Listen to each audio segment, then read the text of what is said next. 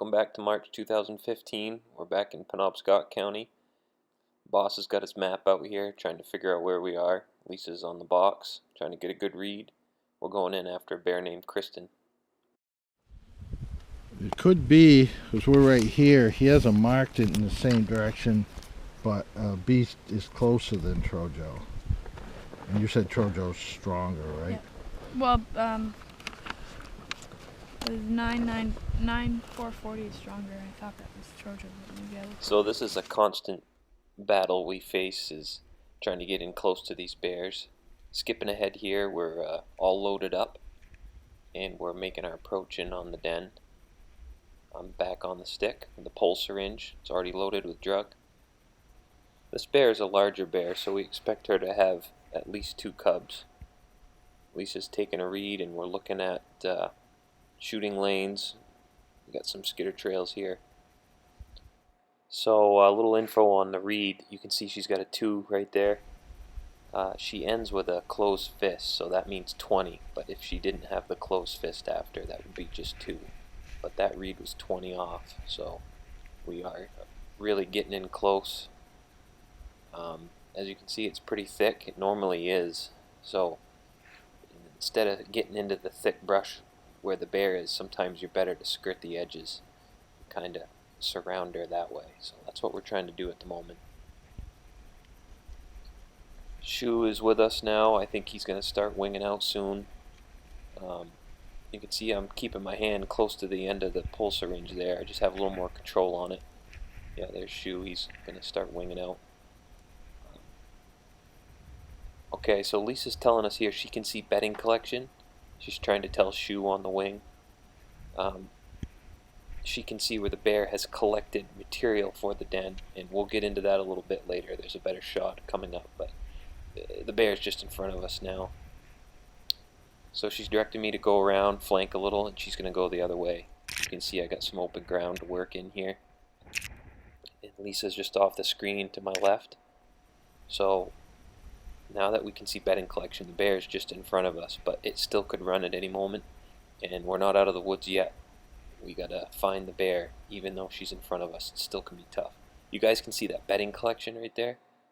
Yeah, that's a good shot of it. The cedars are stripped of bark. They love to use cedar bark for bedding, so the bear is between Lisa and I, and at the moment I'm trying to figure out the best way in.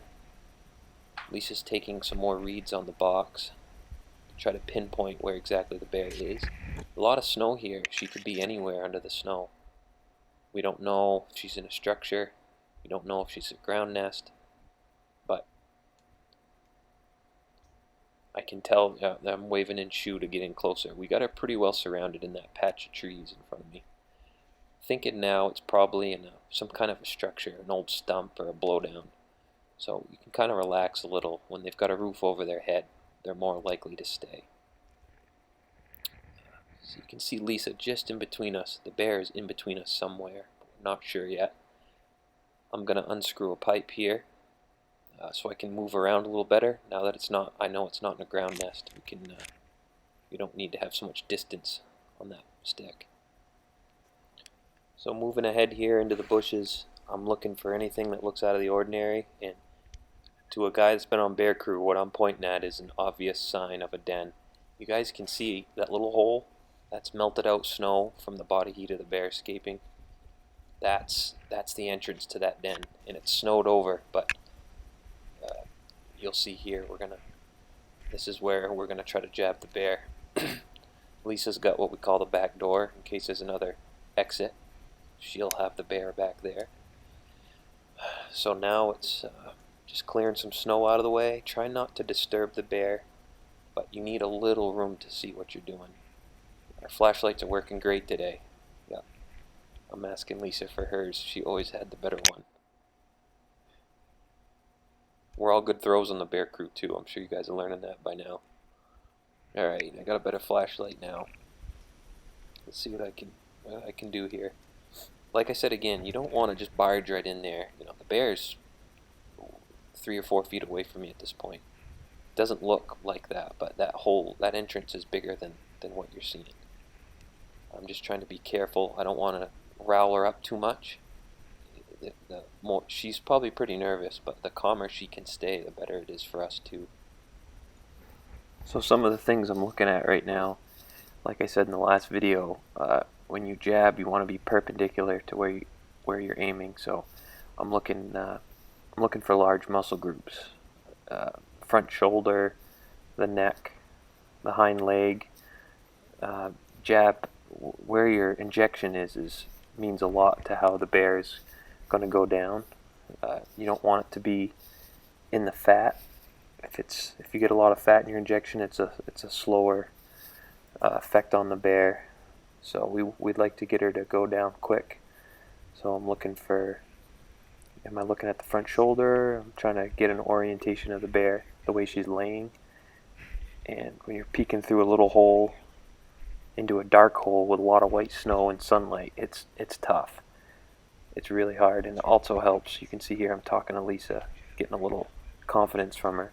It's nice to have someone with more experience than yourself to kind of coach you through that. And Lisa's done that for all of us, as Randy has as well.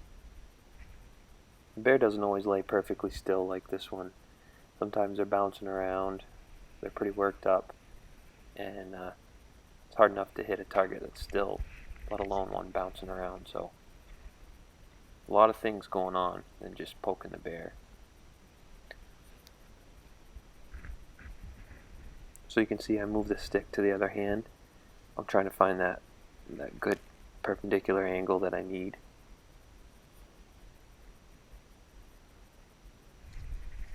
Alright, so there's the jab.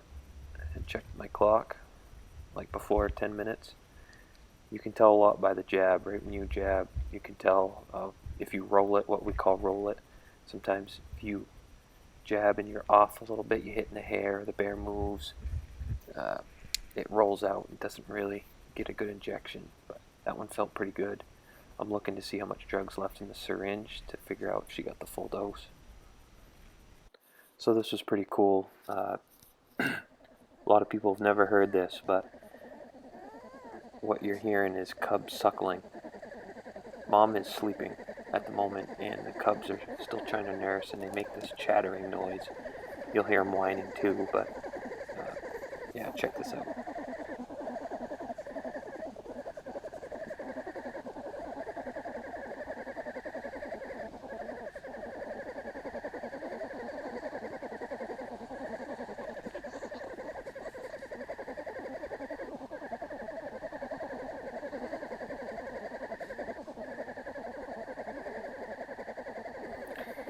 Alright, so the next clip, we're jumping ahead again. I've shoveled the hole out a little bit more. Mom's sleeping good. She's breathing good. I got the tarp laid out so I don't knock a bunch more snow than I need to in. And we're going to take a peek in, see how many cubs there are. Also note what you can see the bedding that she collected in there too. See the cedar boughs, but I count four cub heads poking up looking at me.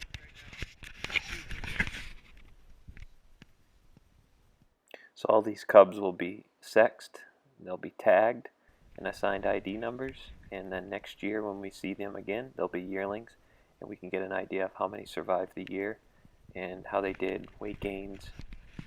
There's a lot of information we established from visiting these guys.